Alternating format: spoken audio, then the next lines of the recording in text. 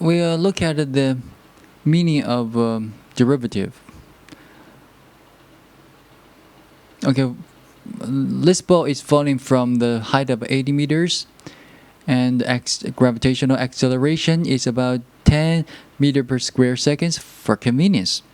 So the distance between the ball and the ground, h, is this. This is a given function of time. And we can see the graph of this function. And when the ball reaches the ground, h is 0. It takes 4 seconds for the ball to reach the ground. And at the beginning, the slope of the tangent line is 0. And as the ball falls, the slopes are decreasing. And the slopes are all negative. So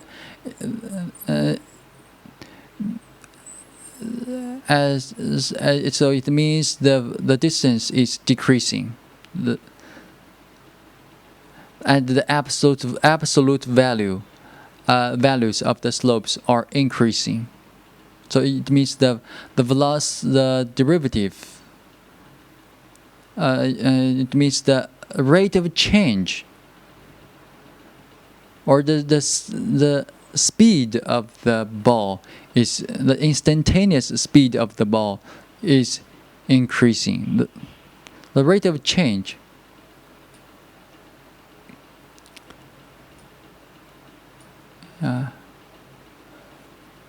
is the absolute value of the slopes are the rate of change.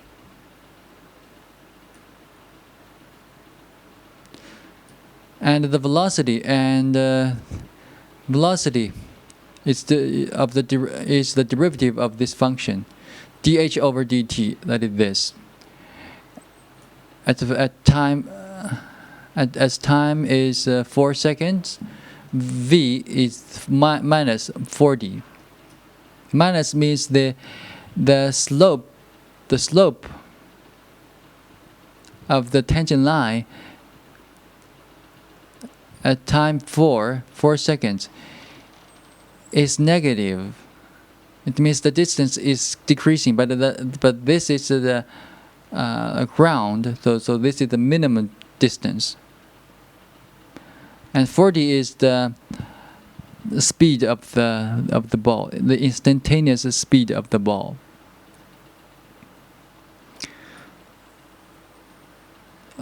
Let's look at the limit and the continuity. This is the graph of the function fx. If fx is continuous at x0, then the limit of fx as x approaches x0 from the left and from the right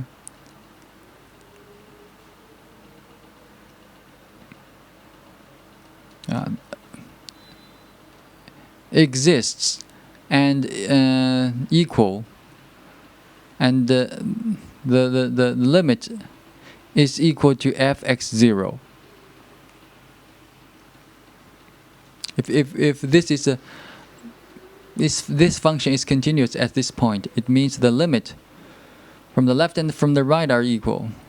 The limits from the left and from the right are equal, and the limit is equal to fx0. Yeah. If the limit from the left and the right are not equal, like in this graph, the function is discontinuous at x0. And this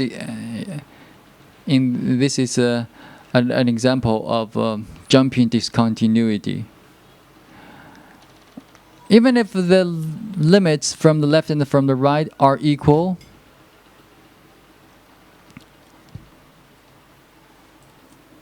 but the limit is not equal to fx0.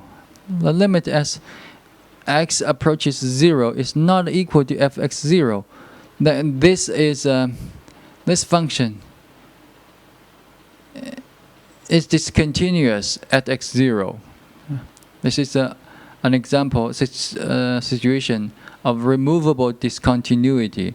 Another situation is when fx0 is undefined, as in example function x, sine x over x.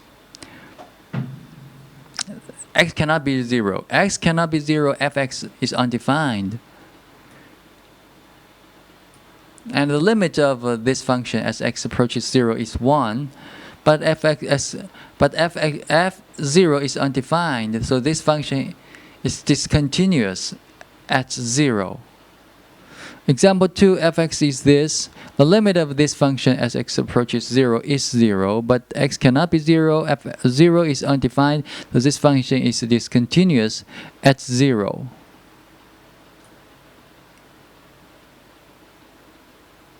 Okay, and another case, another type of a discontinuity is infinite discontinuity.